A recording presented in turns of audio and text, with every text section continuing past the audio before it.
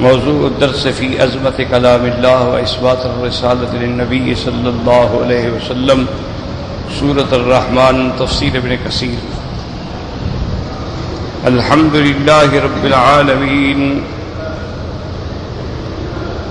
والصلاة والسلام على أشرف الأنبياء وسيد المرسلين سيدنا محمد وعلى آله وأصحابه أجمعين. اللهم صل على سيدنا محمد وعلى آل سيدنا محمد كما صليت على إبراهيم وعلى آل إبراهيم في العالمين إنك حميد مجيد. أعوذ بالله من الشيطان الرجيم. بسم الله الرحمن الرحيم. الرحمن علم القرآن خلق الإنسان علمه البيان. الشمس والقمر بحسبان والنجم والشجر يسجدان والسماء رفعها ووضع الميزان ألا تطغوا في الميزان وَأَقِيمُوا الْوَزْنَ بِالْقِسْطِ وَلَا تُخْسِرُوا الْمِيزَانَ وَالْأَرْضَ وَضَعَهَا لِلْأَنَامِ فِيهَا فَاكِهَةٌ وَالنَّخْلُ ذَاتُ الْأَكْمَامِ والحب ذو العصف والريحان فبأي آلاء ربكما تكذبان. سورۃ الرحمن کے بارے میں جیسے ہم نے کل پڑھا تھا کہ یہ سورت جو ہے سورہ مدنیہ ہے اور یہ سورت جو ہے یہ ارائس القرآن میں سے ہے. اور یہ سورت جو ہے اس میں اللہ تبارک و تعالی نے اپنے بندوں پر اپنے آلاء اور اپنی نعمتوں کا ذکر فرمایا. سب سے پہلے تو یہ سمجھیں کہ سورۃ الرحمن اور سورۃ القمر کا آپس میں ربط کیا ہے. اور یہ ربط جو ہے اول سورت بے اول سورت ہے، یعنی سورۃ الرحمن کی ابتدا سورۃ القمر کی ابتدا کا کیا ربط. ایک ربط یہ ہوتا اور ایک ربط یہ ہوتا ہے کہ سورۃ القمر کی انتہا اور سورۃ الرحمن کی ابتدا میں کیا ربط. اور اس میں یہ بات بھی دماغوں میں رکھ لیں کہ حضور صلی اللہ علیہ وسلم کے زمانہ مبارک میں، صحابہ کے زمانہ مبارک میں ان چیزوں کے بیان کرنے کی ضرورت ہی نہیں ہوتی تھی. یعنی ربط ما بین السور، الربط ما بین الآیات، الربط ما بین آخر السورۃ و اول السورہ، اس کا کوئی ضرورت ہی نہیں تھی اور نہ ہی اس پہ کوئی محنت کی جاتی تھی. کیوں؟ قرآن پڑھنے والے حضرت محمد مصطفیٰ تھے اور سننے والے جو ہیں وہ ایک ایمان والی جماعت تھی جو اللہ نے حضور کے لیے خود پسند فرمائی. تو انہیں تو کسی چیز میں الحمدللہ نہ شک تھا، نہ شبہ تھا، نہ تردد تھا. جو بھی سنا سر تسلیم خم. کوئی مشکل آ گئی آیت کے سمجھنے میں حضور پاک سے پوچھ لے.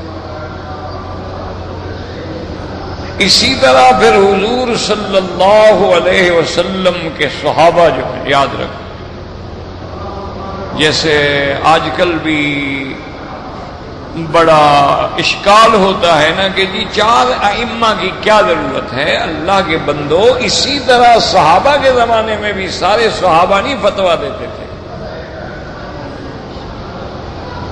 صحابہ کے زمانے میں بھی اصحاب فتویٰ جو ہیں، فتویٰ دینے والے، وہ تو چند ایک صحابہ ہیں. اور اس وقت جو لوگ علوم قرآنیہ سے ماہر تھے، جو رازدان نبوت تھے، جو اسرار الہی کے سمجھنے والے تھے، وہ چند ایک صحابہ تھے، جیسے خلفاء راشدین ہیں. اس کے بعد جیسے زید بن ثابت ہیں، ابی بن کعب ہیں، عبداللہ بن مسعود ہیں، ابی موسیٰ الاشعری ہیں، معاذ بن جبل ہیں، یہ بڑے بڑے صحابہ. پھر اسی طرح جو مثلا حضرت معاذ بن جبل اور ابی موسیٰ اشعری یمن گئے، اب یمن والے صرف ان 2 سے مسئلہ پوچھتے تھے. یہ 2 صحابہ جو ہے بتلاتے تھے اور اس پہ عمل کرتے. اسی طرح بعد میں جیسے اہل مکہ اور حجاز طائف جو ہے، یہ عبداللہ ابن عباس سے رجوع کرتے. اسی طرح کوفہ اور اس کے ارد گرد کے جو لوگ تھے، وہ حضرت عبداللہ ابن مسعود سے رجوع کرتے ہیں، اور جو وہ فرما دیتے تھے اس پہ عمل ہوتا.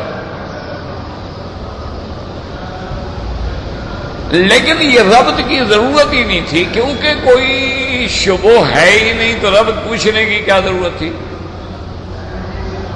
یہ تو جیسے ہمارا دور جو ہے وہ سرکار دو جہاں کے دور سے ہم دور ہوتے گئے، خیر القرون گزر گیا، اس کے بعد لوگ آئے اور پھر نئے نئے فرقے پیدا ہوئے، پھر نئی نئی جماعتیں پیدا ہو گئی. تو اس دور میں آنے کے بعد پھر جو اعداء اسلام تھے ان کو ایک موقع ملا، اور انہوں نے پھر نعوذ باللہ ثم نعوذ باللہ قرآن پاک پہ اعتراض کرنے شروع کیے. انہوں نے کہا کہ جی اگر یہ اللہ کا کلام ہے تو یہ آپس میں اس کا ربط کیوں نہیں ہے؟ اگر یہ اللہ کا کلام ہے اور اللہ تو بھولنے سے پاک ہے، تو یہ کیا بات ہے کہ جو آیات جو ہیں صورتیں مکی اتری ہیں وہ آخر میں چلی گئی ہیں، اور جو صورتیں مدینہ منورہ میں اتری ہیں اور بلکہ آخر زمانہ رسالت میں اتری ہیں وہ پہلے آ گئی ہیں؟ تو یہ کیا وجہ ہے؟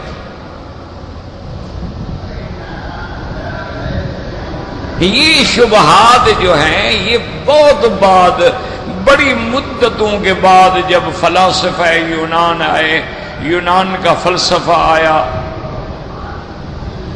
اور اسی طرح دیگر منکرین اسلام پیدا ہوئے، دہریہ پیدا ہوئے، شیوعین پیدا ہوئے، انہوں نے یہ مشکلات جو ہیں لوگوں کے سامنے رکھی کہ دیکھو پہلی سورت اقرا بسم ربک الذی خلق ہے، اب وہ آخری سپارے میں، اور قرآن کے اول میں سورت البقرہ آ گئی. یہ اشکال کی. اسی طرح انہوں نے پھر یہ اشکال کی ہے کہ بھئی دیکھو سورت القمر ہے، تو سورت القمر اور سورت الرحمن کا آپس میں کیا جوڑ ہے؟ اسی طرح انہوں نے یہ سوال پیدا کیے کہ بھئی ایک سورت کے اندر بحث آ رہی ہے، اللہ تبارک و تعالی نے ذکر فرمایا ہے، بحث آ رہی ہے قیامت کی، اور اس کے بعد فوراً آ جاتا ہے کہ لا تحرک بہ لسانک لتعجل بہ، آپ اپنی زبان مبارک کو حرکت نہ دیں، جب جبریل آتے ہیں جلدی نہ کریں، ہم آپ کو پڑھا دیں گے. تو بھئی درمیان میں یہ بات کیسے آ گئی؟ انہوں نے کہا کہ جناب یہ دیکھیں کہ موسیٰ علیہ السلام کا قصہ ہے، ایک جگہ کسی طرح بیان ہوا ہے، دوسری جگہ کسی طرح بیان ہوا ہے۔ ایک جگہ قرآن میں آتا ہے کہ مہمان آئے اور حضرت ابراہیم علیہ السلام نے ان کو نہ پہچانا، ان کے لیے بچڑا ذبح کر کے لے آئے، انہوں نے نہ کھایا اور انہوں نے خوف محسوس کیا، پھر انہوں نے بتلایا کہ ہم اللہ کے فرشتے ہیں، پھر انہوں نے آپ کو بچے کی بشارت دی، اور اس کے بعد آپ نے پوچھا کہ بھئی اور کیا مقصد؟ انہوں نے کہا ہم نے قوم لوط کی طرف جانا ہے۔ اور دوسری جگہ قرآن کہتا ہے کہ فرشتے آئے اور آتے ہی کہہ دیا کہ ہم جو ہے لوط کی قوم کی طرف بھیجے گئے۔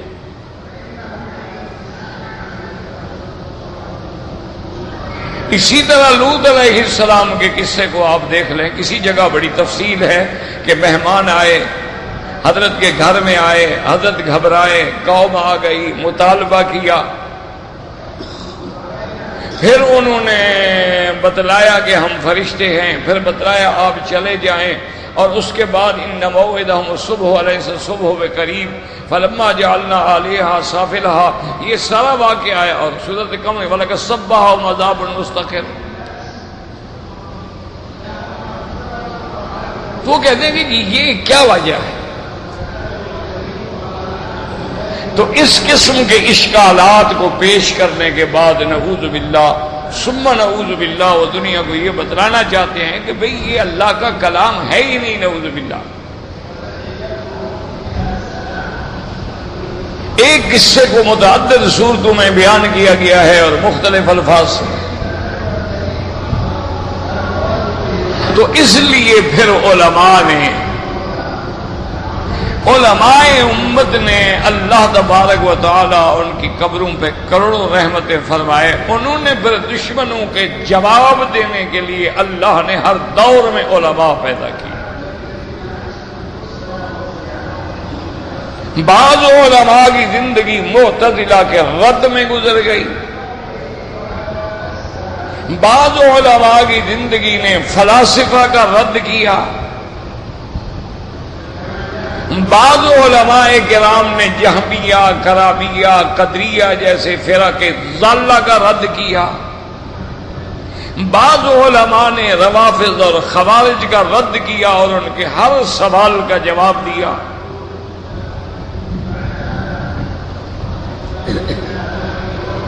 اسی طرح بعض علماء نے یہ بیڑا بھی اٹھایا کہ قرآن میں ایسی جو کتابیں چیزیں ہیں ان کو مشکلات القرآن کے نام سے انہوں نے حل کیا۔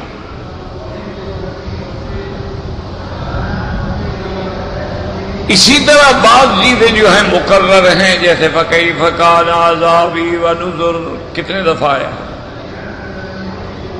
اسی طرح فَبِأَيِّ آلَاءِ رَبِّكُمَا تُكَذِّبَانِ 33 دفعہ ہے۔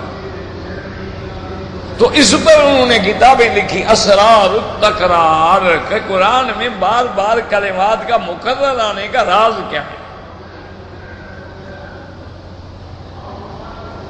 اسی طرح ربط کا جہاں تک تعلق تھا تو علماء نے ربط کے لیے کتابیں لکھی، جن میں سب سے زیادہ معروف تفسیر جو ہے وہ نظم الدرر ما فی بیان ربط الآیات والصور کے نام سے علامہ بقائی رحمت اللہ علیہ نے وہ کتاب لکھی۔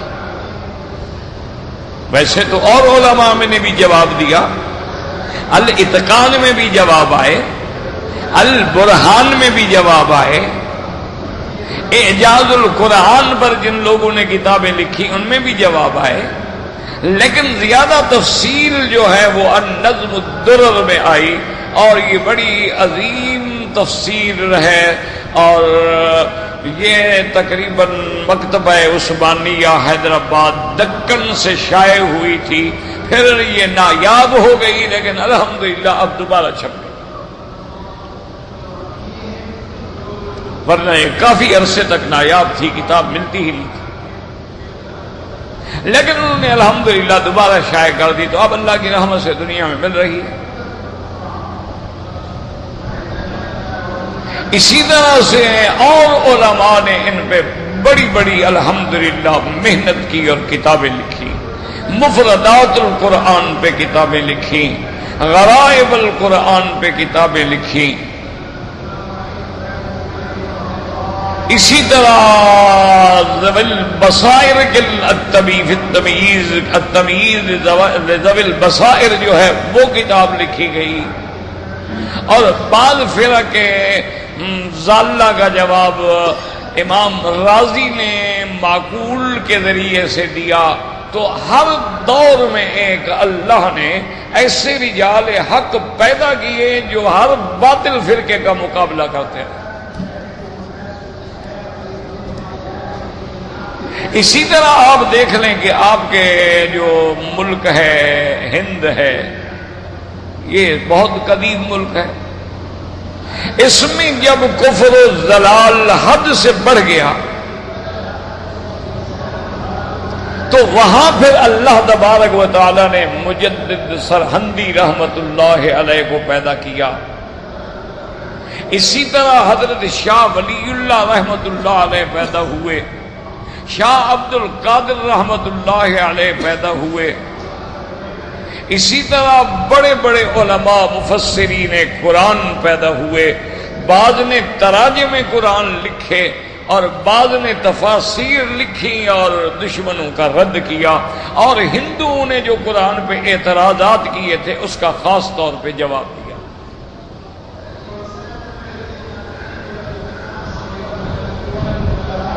کیونکہ قرآن پاک سے دشمنی کرنے والا کوئی ایک فرقہ تو نہیں ہے.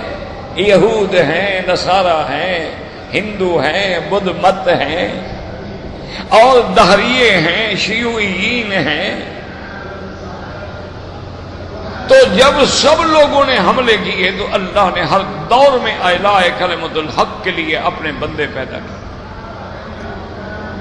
اب دیکھیں نا، حضور کے زمانے میں تو کوئی سیاستہ کی 6 کتابیں نہیں تھی، نہ کوئی صحیح البخاری تھی، نہ مسلم تھی، نہ سنن تھے، نہ مصنفات تھے، نہ مسندات تھے. کیوں؟ ضرورت ہی نہیں. حتیٰ کہ حضور کے زمانے میں تو قرآن شریف کو بھی اس طرح جمع نہیں کیا گیا. بس جس کو جتنا یاد ہے یاد ہے، کسی کو پورا یاد ہے، کسی کو آدھا یاد ہے، کسی کو 10 صورتیں یاد ہے، کسی کو 15 صورتیں یاد ہے. قرآن لکھا ہوا ہے لیکن کسی کے پاس 4 صورتیں لکھی ہوئی ہیں، کسی کے پاس 10 صورتیں لکھی ہوئی ہیں، کسی کے پاس لکڑی پہ لکھا ہوا ہے، کسی کے پاس چمڑے پہ لکھا ہوا.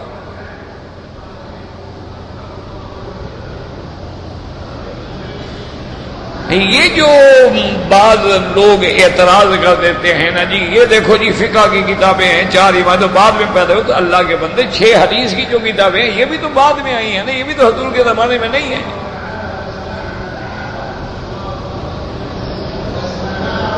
لیکن دیکھنا یہ ہوتا ہے کہ امام بخاری جیسا جلیل القدر انسان جو ہے اس نے اپنی کتاب میں کیا کیا ہے، یعنی حضور کی حدیثوں کو جمع کیا ہے. حدیث تو حضور کی ہے.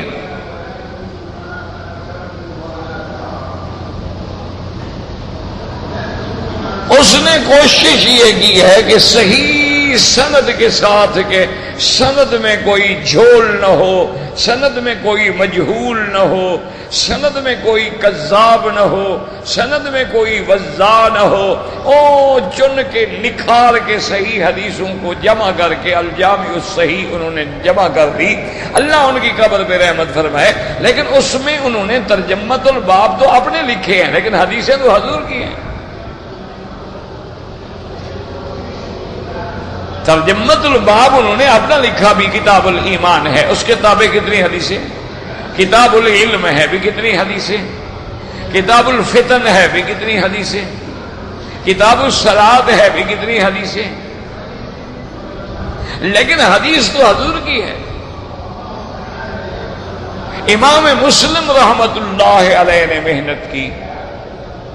اصحاب سنن میں جو زیادہ مشہور ہوئی ہیں وہ سنن ترمذی ہے، سنن نسائی ہے، سنن ابی داؤد ہے، سنن ابن ماجہ ہے، اسی طرح پھر سنن البیہقی ہے، سنن الدارمی ہے، اسی طرح پھر مصنفات ہیں، مصنف عبد الرزاق ہے، مصنف ابن ابی شیبہ ہے، اسی طرح مسندات ہیں، اس میں مسند امام احمد ابن حنبل ہے، لیکن ان سب نے جمع تو وہ کیا ہے جو حدیث محمد مصطفیٰ ہے۔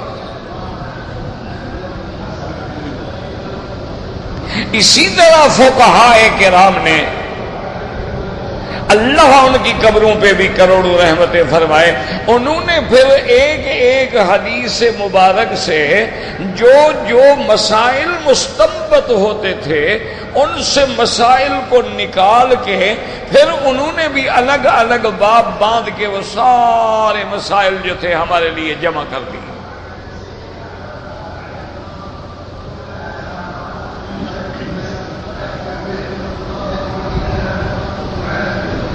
جو مسئلہ حدیث سے مبارک میں ہے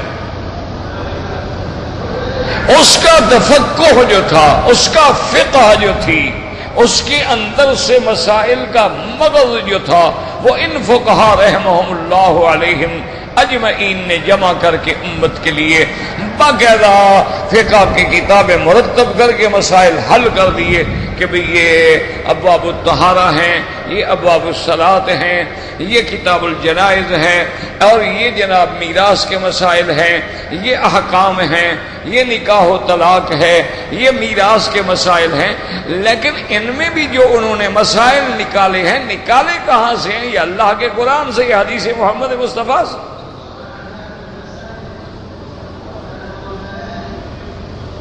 یہ تو ہماری یعنی کم عقلی ہوتی ہے، ہم کہیں کہ دیکھو جی یہ امام کی بات کہہ رہے ہیں۔ اللہ کے بندے یہ بھی تو دیکھو نا کہ امام کس کی بات کہہ رہا ہے۔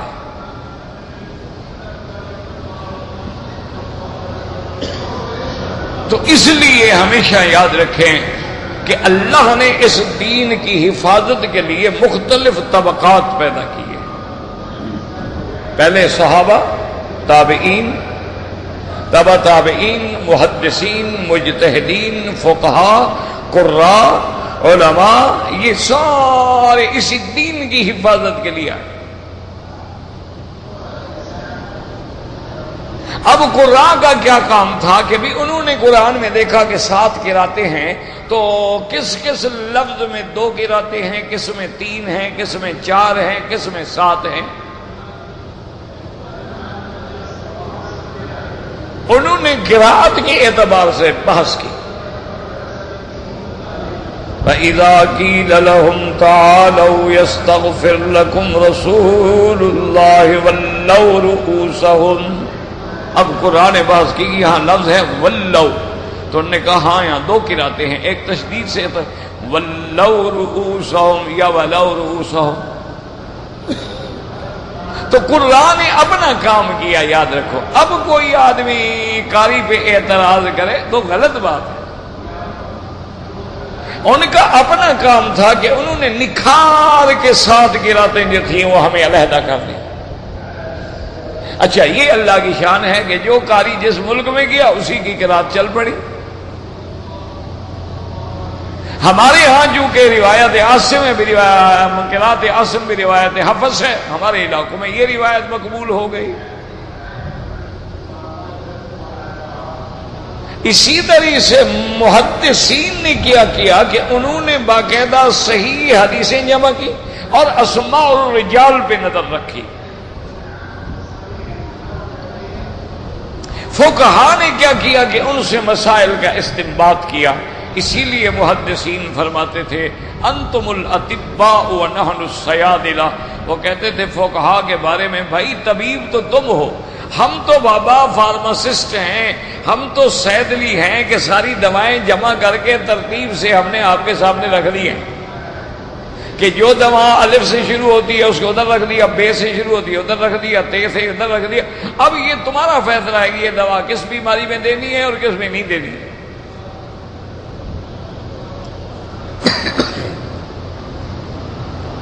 اور پھر انہوں نے اتنی محنت کی ہے اس میں کہ بھی کون سا عمل حضور صلی اللہ علیہ وسلم کا پہلے ہے اور کون سا عمل بعد میں ہے.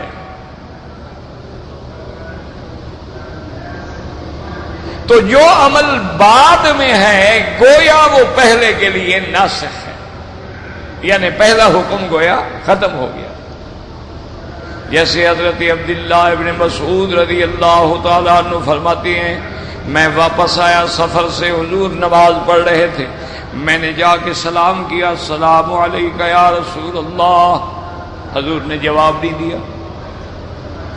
میں نے دوبارہ سلام کیا، حضور صلی اللہ علیہ وسلم نے جواب نہیں دیا. میں نے تیسری دفعہ سلام عرض کیا، حضور نے جواب نہیں دیا.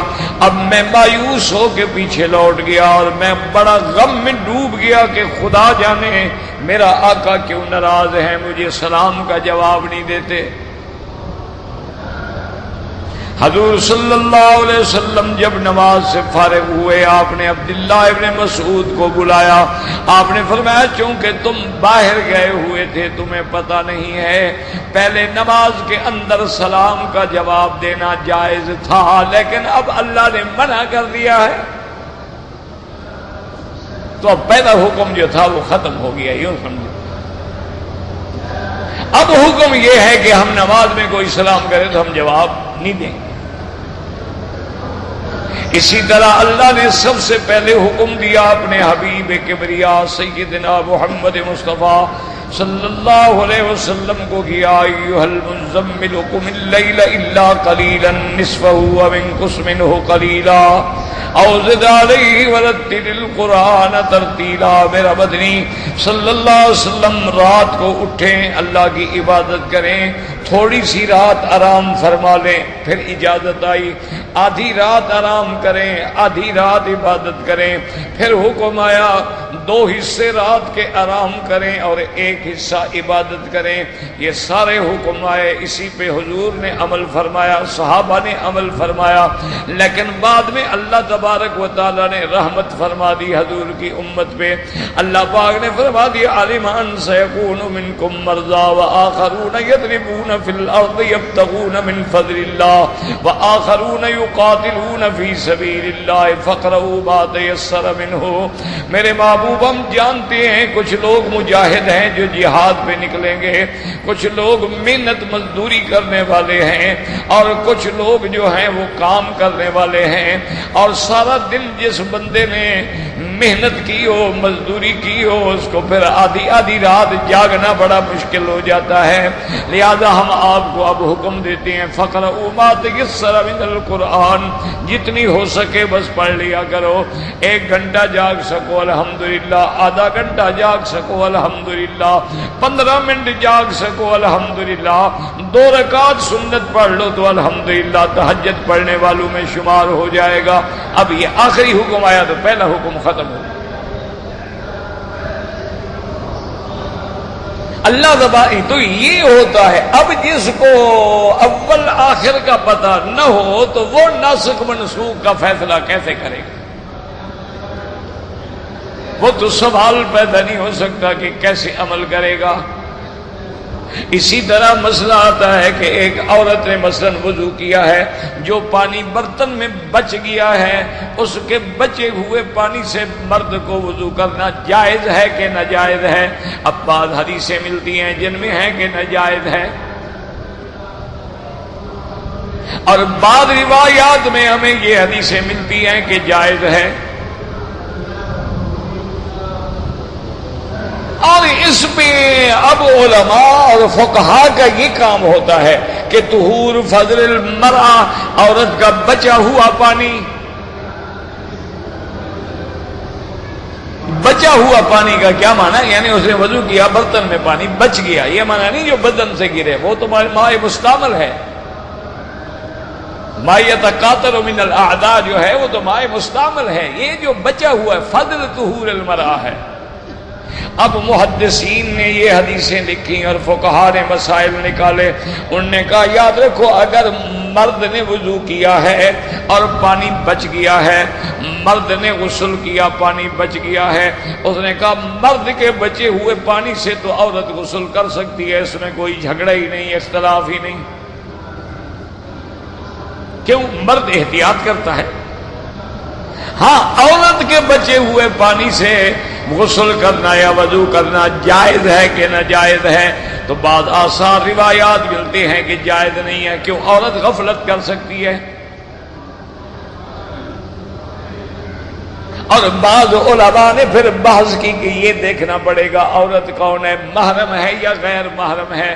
انہوں نے کہا غیر محرم کے بچے ہوئے پانی کو استعمال نہ کرو. اگر محرم ہے، بیوی ہے، میاں بیوی ہیں، کٹھے بیٹھ کے انہوں نے غسل کیا پانی بچ گیا اسے استعمال کریں، انہوں نے کہا یہ جائز ہے.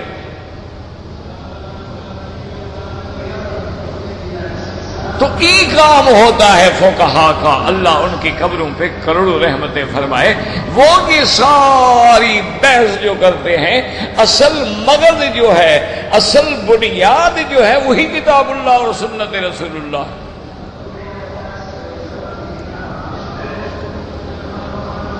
اب جیسے ایک صحابی نے حضور پاک سے سوال کیا، اس نے کہا یا رسول اللہ انا نرکب البحر ومعنا ماء قلیل، ہم سمندر میں جاتے ہیں، کشتیوں میں جاتے ہیں شکار کھیلنے کے لیے، مچھلی پکڑنے کے لیے، ہمارے پاس پینے کا پانی تھوڑا ہوتا ہے. یا رسول اللہ صاحب اگر اس پانی سے ہم وضو کر کے نماز پڑھیں گے تو صاف بات ہے کہ پانی ختم ہو جائے گا. ہو سکتا ہے کہ ہماری کشتی کا سفر جو ہے لمبا ہو جائے، بعض اوقات کشتیاں جو ہیں ہوا کے دباؤ سے دور چلی جاتی ہیں، وقت زیادہ لگ جاتا ہے، بعض اوقات آدمی شکار کی تلاش کے اندر زیادہ دور چلا جاتا ہے. اگر ہم وہ پانی وضو میں لگائیں تو پانی ختم ہو جائے گا، ہم پئیں گے کیا؟ ہم پیاس سے مر جائیں گے.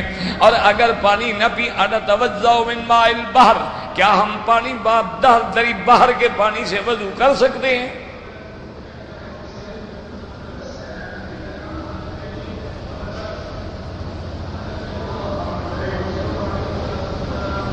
اللہ اکبر.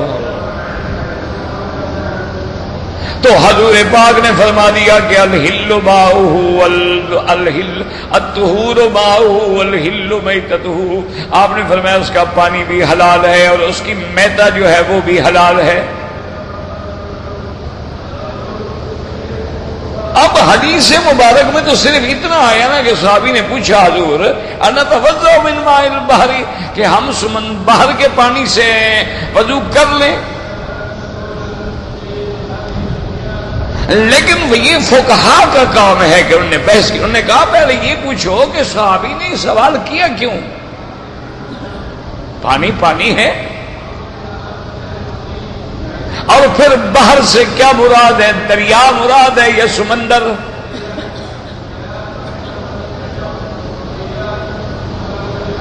تو انہوں نے اس پہ الحمدللہ انہوں نے کہا کہ باہر سے یہاں مراد سمندر ہے. کیوں؟ دریا کے پانی میں تو کوئی جھگڑا ہی نہیں، پوچھنے کا کوئی سوال ہی پیدا نہیں ہوتا نا. دریا کے پانی سے وضو کرنے کا مسئلہ کون پوچھے گا؟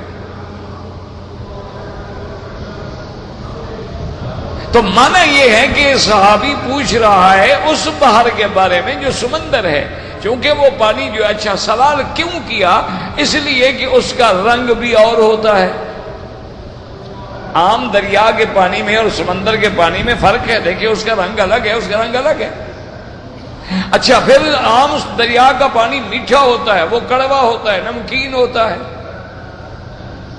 اچھا پھر عام جو ہے دریاؤں کے اندر کوئی ایسی بدبو نہیں ہوتی ہے، لیکن سمندر کے بعض جزیروں میں بڑی بدبو ہوتی ہے. کیوں؟ جانور جو مرتے ہیں وہ بھی اسی میں ہیں، جانور جو پیشاب کرتے ہیں وہ بھی اسی میں ہے، جانور جو پخانہ کرتے ہیں وہ بھی اسی میں ہیں.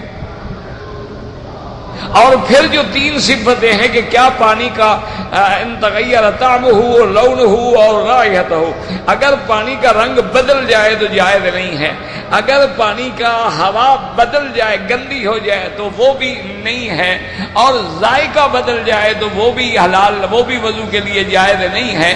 اس لیے صحابی نے پوچھا کہ ہاں تو رنگ بھی بدلا ہوا ہے، ذائقہ بھی کڑوا ہے اور اس میں بدبو بھی ہوتی ہے، کیا ہم وضو کریں یا نہ کریں؟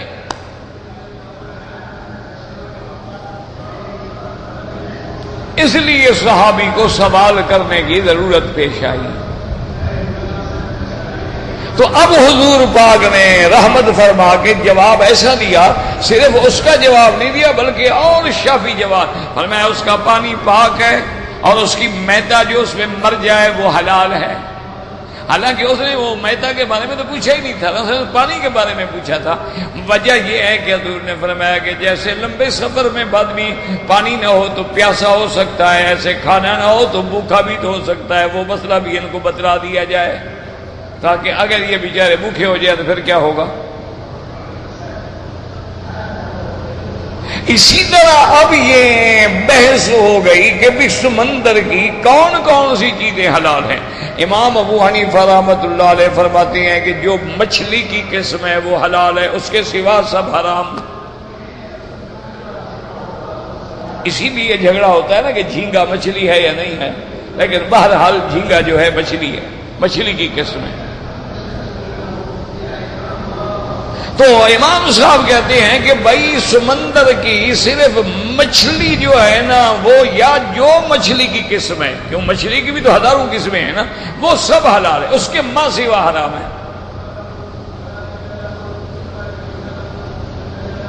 اچھا، امام احمد ابن حنبل رحمۃ اللہ علیہ فرماتے ہیں کہ بھئی سمندر کے اندر جو ہے وہ ہر چیز حلال ہے مگر مینڈک اور جو مگر مچھ ہے وہ حرام ہے۔ کیوں؟ ایک دوسری حدیث میں آتا ہے کہ حضور پاک نے فرمایا تھا کہ مینڈک کو قتل نہ کرو، اور اسی طرح حضور نے فرمایا تھا کہ ہر وہ چیز جو اپنے شاخوں سے ناب سے کھاتی ہے اس کا کھانا بھی جائز نہیں ہے۔ تو یہ جو مگر مچھ ہے اس کی تو اتنی بڑی بڑی ناب ہوتی ہے، تو اس لیے امام احمد ابن حنبل رحمۃ اللہ علیہ اس طرف چلے گئے کہ بھئی باقی تو حلال ہے لیکن یہ دو چیزیں حرام۔ اچھا، امام شافعی رحمۃ اللہ علیہ فرماتے ہیں سب کچھ حلال ہے۔ وہ کہتے ہیں سمندر کی ہر چیز حلال ہے کہ وہ حل لکم صید البحر، قرآن کہتا ہے کہ تمہارے لیے دریا کا شکار حلال ہے۔ وہ کہتے ہیں دریا میں جو کچھ ہے، سمندر میں جو کچھ ہے سب حلال ہے۔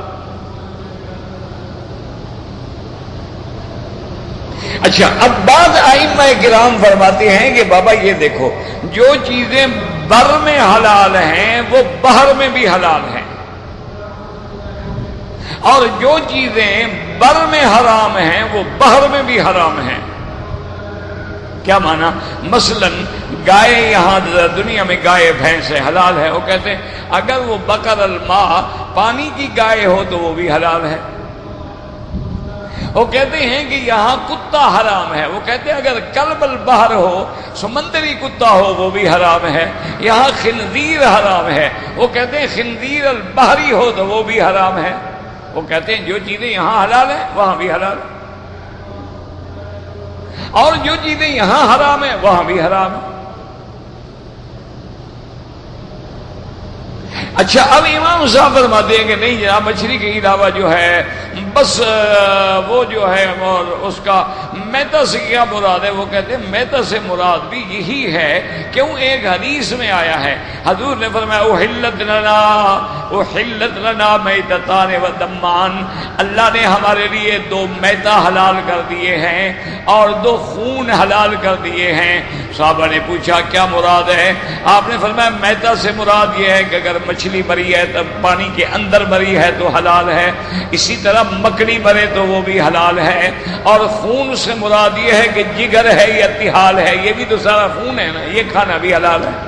انہوں نے کہا صرف یہ دو حلال ہیں، تو اس لیے امام صاحب نے کہا کہ بھئی مچھلی کی قسم ہو اور اس کے بعد جو ہے صرف یہ حوت ہے، مچھلی جو ہے وہ اگر میتا ہے حلال ہے، باقی چیز کیوں؟ حضور نے فرما دی کہ دو چیزیں حلال ہیں۔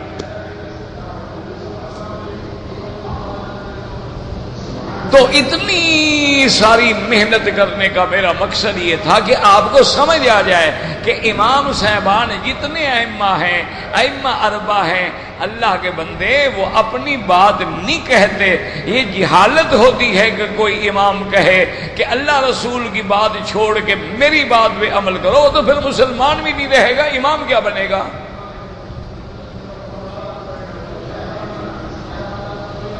اطیعوا اللہ واطیعوا الرسول، من یطع الرسول فقد اطاع اللہ. وہ تو لازم ہے. علیکم سنتی و سنت الخلفاء الراشدین المہدیین. اسی طرح سے تو اب فقہا کا کام کیا؟ دیکھیں ایک حدیث سے کتنے مسائل نکلے. انہوں نے پھر کس طرح پانی کے اقسام بیان کیے کہ ایک پانی پاک تو ہوتا ہے لیکن دوسرے کو پاک نہیں کر سکتا، اور ایک پانی طاہر بھی ہوتا ہے مطہر بھی ہوتا ہے، خود بھی پاک ہے اور دوسرے کو بھی پاک کرنے کی اس کے اندر صلاحیت ہے. اور پھر پانی کی مقدار کیا ہوگی؟ اس لیے بعض محدثین نے حدیث کلتین سے لے لیا کہ اگر کلتین کے مقدار میں ماء ہو تو وہ پانی پلید نہیں ہوتا. اور کلتین کی بحث میں پھر علماء نے بحث کیا کہ کلہ سے مراد کیا ہے. تو یہ معنی ہوتا ہے. اس لیے ہمیشہ جتنے بھی محدثین گزرے ہیں، جتنے بھی مفسرین گزرے ہیں، جتنے بھی فقہا گزرے ہیں، جتنے بھی قراء گزرے ہیں، جتنے بھی اولیاء گزرے ہیں، جتنے بھی علماء گزرے ہیں، اللہ سب پہ کروڑوں رحمتیں فرمائے. کسی کی شان میں کبھی بے ادبی نہ کرنا. بے ادبی کرو گے تو بے ادب محروم شدت فضل رب، پھر اللہ کی رحمت سے محروم ہو جائے. اگر آدمی کے اندر اللہ رسول کا ادب نہیں، ماں باپ کا ادب نہیں. دیکھا نہیں ہے کہ ایک آدمی نے اپنا واقعہ بیان کیا تھا نا، یہ ادب ہے نا، اس کی وجہ سے اللہ نے پہاڑ کے غار کے آگے جو پہاڑ ہے تو پہاڑ ہٹا دیا. اس نے کہا میرا اللہ آپ جانتے ہیں کہ میں اپنا مال مویشی لے کر جب گائے بکریاں لے کے گھر آتا تھا، دودھ نکالتا تھا تو ماں باپ کو دودھ پلا کے میں سلاتا تھا. ایک دن مجھے دیر ہو گئی، میں نے دودھ نکالا، آیا تو باپ بھی سو گیا، ماں بھی سو گئی ہے، تو میں وہ پیالہ لے کے ساری رات کھڑا رہا جب تک وہ جاگے نہیں. میں نے ان کو پلایا نہیں، میں نہیں ہٹا. تو اس نے اپنے والدین کا ادب کیا، احترام کیا، تو اللہ نے پتھر کو بھی ہلا دیا.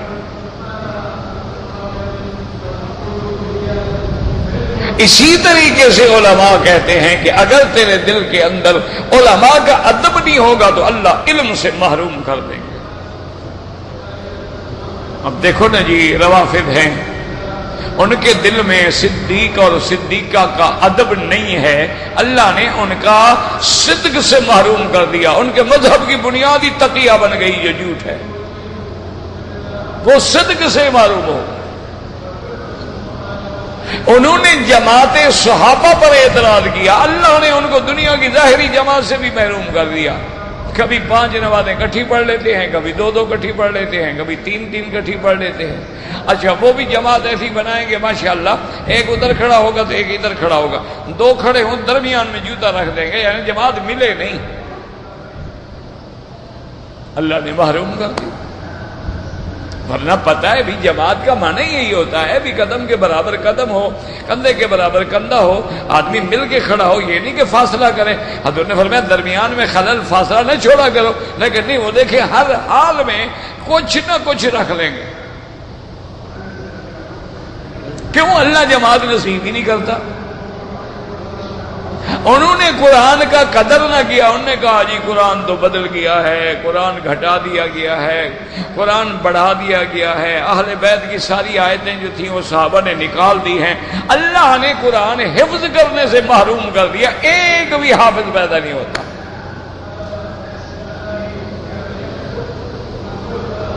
یعنی آپ دنیا کی کسی بستی میں چلے جائیں، اہل سنت والجماعت میں انشاءاللہ ہر بستی میں 1 2 3 4 کوئی نہ کوئی حافظ مل جائے گا. لیکن آپ ان کے شہروں میں بھی چلے جائیں، ڈھونڈے سے بھی نہیں ملے گا. کوئی ہوگا بھی تو انشاءاللہ اس کو بس یہ قل هو اللہ احد، قل اعوذ بالفلق، یہ 2 4 صورتیں یاد. یہ جو کبھی کبھی وہ قرآن کے مقابلے پہ لے آتے ہیں وہ اہل سنت والجماعت کے لوگ ہوتے ہیں، ان کو پیسہ دے کے اپنا بنا کے لے آتے ہیں، ان کا اپنا کوئی حافظ کاری نہیں ہوتا۔ تو اس لیے ہمیشہ یاد رکھیں کہ اچھا اولیاء اللہ کا اگر ادب نہیں ہوگا تو تزکیہ کون سکھائے گا؟ مقام احسان پہ کون پہنچائے گا؟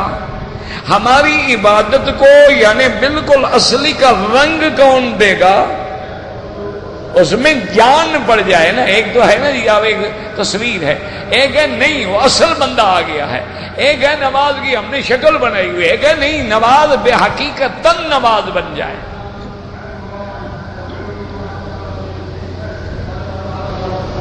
کہ نماز میں حلاوت ہو، لذت ہو، اللہ کے ذکر میں حلاوت ہو، لذت۔ یہ کب پیدا ہوگی؟ جب اولیاء کی صحبت ہوگی۔ یہ مسئلے پڑھنے سے نہیں آتے۔ اسی لیے بڑے بڑے علماء جو ہیں علم پڑھنے کے بعد کسی بزرگ کی خدمت میں جا کے 2 مہینے 4 مہینے 6 مہینے لگاتے تھے کہ بھئی وہ علم تو ہم نے پڑھا ہے لیکن اب اس کو عین الیقین کے مقام پہ لے جانا اور اس کے اندر وہ جو ایمان والی حلاوت کا پیدا کرنا جو ہے وہ یہ یا ایھا الذین آمنوا اتقوا اللہ وکونوا مع الصادقین، تقوی بھی اختیار کرو، صادقین کی صحبت بھی اختیار کرو۔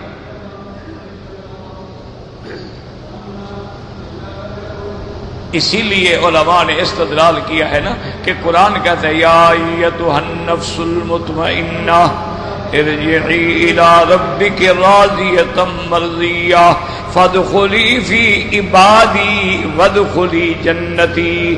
اللہ حکم دیتے ہیں پہلے میرے بندو میں جا، میرے بندو سے مل، اس کے بعد جنت میں جا۔ اگر صحبت سارے نہیں ہوگی تو کیا ملے؟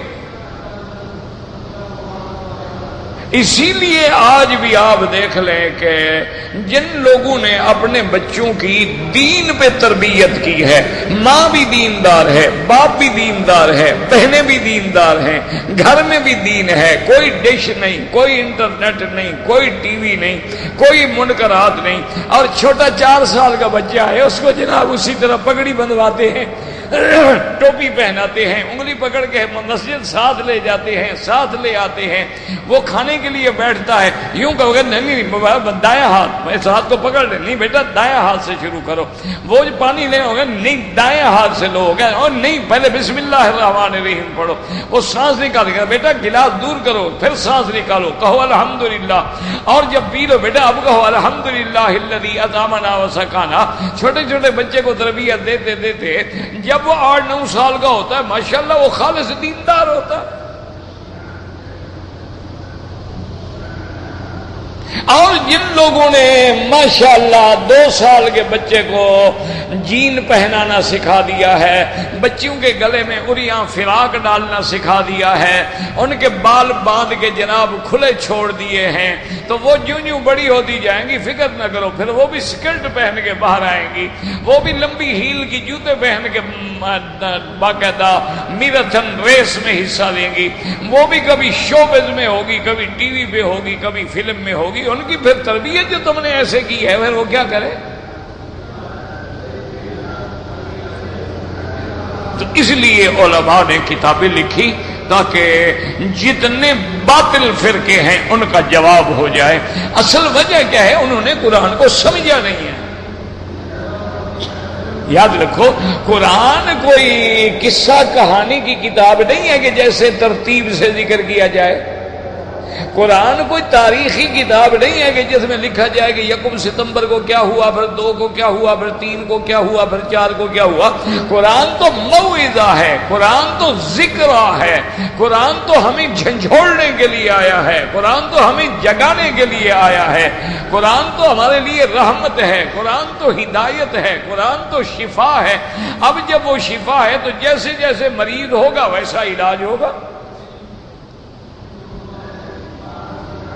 اسی لیے حضور کے زمانے میں جب کوئی واقعہ پیش آیا اس کی ایک چھوٹی سی مثال سمجھ لیں۔ زید بن ارقم صحابی ہیں، وہ کہتے ہیں کہ میں نے عبداللہ ابن ابی کے غلام کا اور حضرت عمر کے غلام کا جھگڑا ہو گیا۔ حضرت عمر کا جو غلام تھا اس کا نام جاہ تھا، اور عبداللہ ابن ابی منافق کا غلام جو ہے اس کا نام سنان تھا۔ وہ پانی بھرنے کے لیے آئے۔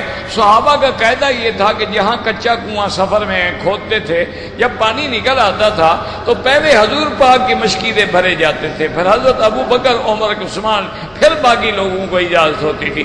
وہ آیا تو حضرت عمر کے اس آدمی نے روک دیا، بھی ٹھہر جاؤ، میں حضرت عمر کا پانی بھر لوں پھر تم بھرنا۔ وہ اس پہ ناراض ہو گیا، لڑائی ہو گئی۔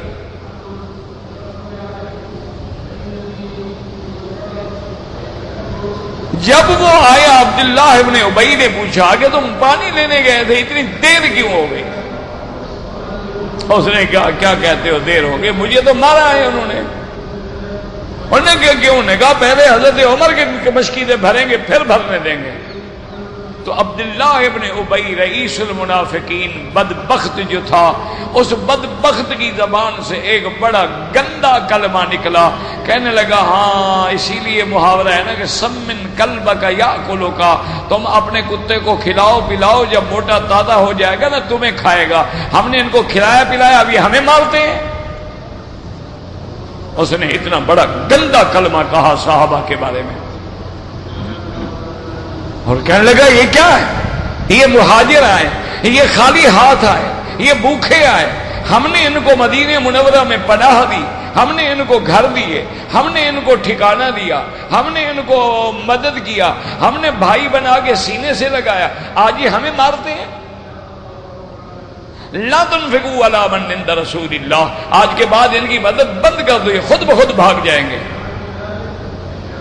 جب کھانا نہیں ملے گا، جب کچھ نہیں ملے گا، کیا کریں گے؟ حضور کو چھوڑ کے بھاگ جائیں گے۔ زید بن ارقم فرماتے ہیں کہ میں نے جو بات سنی تو میں نے آ کے اپنے چاچا کو بتایا کہ چاچا یہ عبداللہ ابن ابی بدبخت آج ایسی بات کہہ رہا تھا صحابہ کے شان میں، سرکار دو جہاں کی عزت و عظمت کے خلاف۔ انہوں نے کہا اچھا، انہوں نے کہا تو کہتے ہیں میرے چاچا نے جا کے حضور پاک کو بتلا دیا کہ یا رسول اللہ صلی اللہ علیہ وسلم ایسا واقعہ پیش آیا ہے۔ حضور نے فرمایا بلاؤ ان کو، عبداللہ ابن ابی کو اور اس کے ساتھیوں۔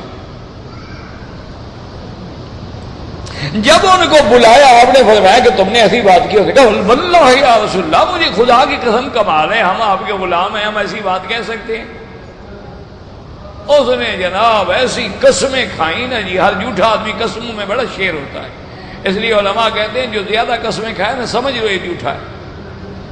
جو ہر بات پہ نہیں جی کمال ہے، مجھے خدا کی قسم، یار کمال ہے مجھے اللہ کی قسم، سمجھ لو یہ پکا جھوٹا ہے۔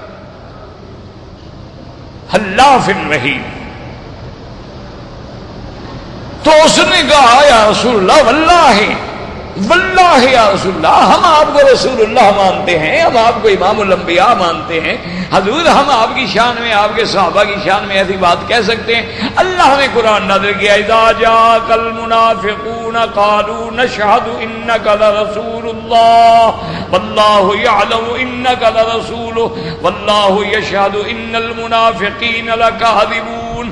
اب جب انہوں نے قسمیں کھائیں، حضور نے فرمایا زید بن ارقم کو تم غلط کہتے ہو، یہ صحیح کہتے ہیں، قسمیں کھا رہے ہیں۔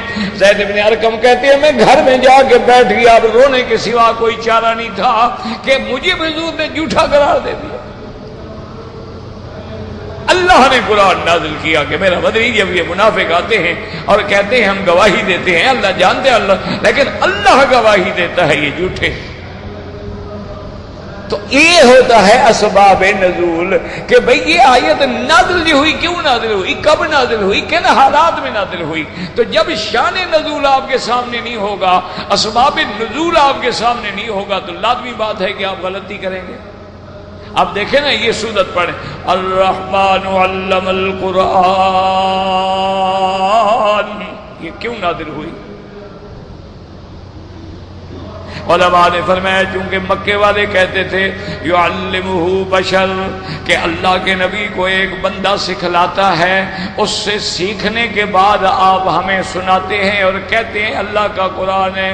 اللہ نے فرمایا بدبختو میرے مدنی پہ اعتراض نہ کرو، میرے مدنی کو بندہ نہیں پڑھاتا، پڑھانے والا رحمان ہے، الرحمن علم القرآن۔ تو اب سمجھ آئے گا آپ کو کہ رحمان کیسے اترا۔ اسی طرح قرآن مقدس میں ہے، جب حضور حدیث میں ہے کہ حضور نے جب صلح حدیبیہ کی بسم اللہ الرحمن الرحیم تو کافر کہنے لگے کہ لکھو بسم کا اللہم، ہم نہیں جانتے رحمان کون ہے، ہم کسی رحمان کو نہیں مانتے ہیں۔ اللہ نے فرمایا جس کو تم نہیں مانتے ہو اس رحمان کی شان دیکھو کہ الرحمن علم القرآن۔ تو یاد رکھیں کہ یہ اسباب نزول ہوتے ہیں، اسباب نزول یا شان نزول۔ تو اب انشاءاللہ العزیز ہم اس صورت کو پڑھیں گے زندگی، واللہ اعلم۔ تو اور یہ بات بھی یاد رکھیں کہ جو مسائل بڑے بڑے امت کے مسائل ہیں یا اہم مسائل ہیں اس کے لیے تو آپ جو ہے وہ دار الافتاء سے یا حیا کبار العلماء سے رجوع کیا کریں۔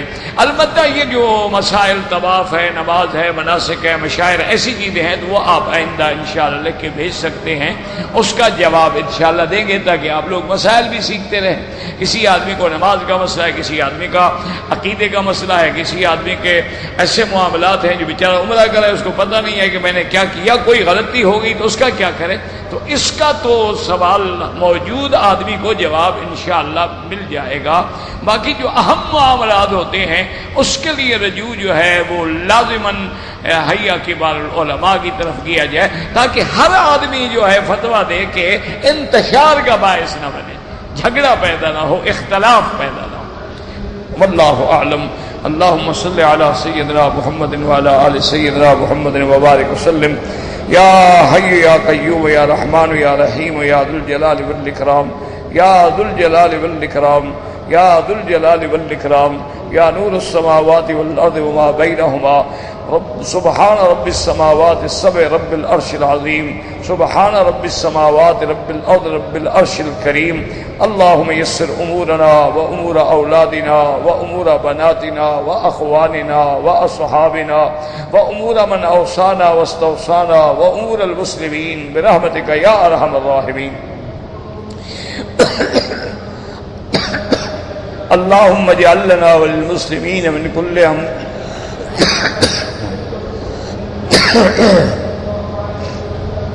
اللہم اجعل لنا وللمسلمین من کل ہم فرجا ومن کل ضیق مخرجا ومن کل بلاء عافیہ۔ یا اللہ بیماروں کو شفا عطا فرما، یا اللہ بیماروں کو شفا عطا فرما، یا اللہ ہماری ظاہری باطنی روحانی نفسانی بیماریاں پریشانیاں اپنی رحمت سے دور بنا، یا اللہ ہماری بگڑی ہوئی چیزیں اپنی رحمت سے بنا دے، یا اللہ ہمارے اجڑے ہوئے گھروں کو آباد فرما دے، یا اللہ ہمیں اپنی نعمتوں سے محروم نہ فرما، یا اللہ بے دینوں کو دین عطا فرما،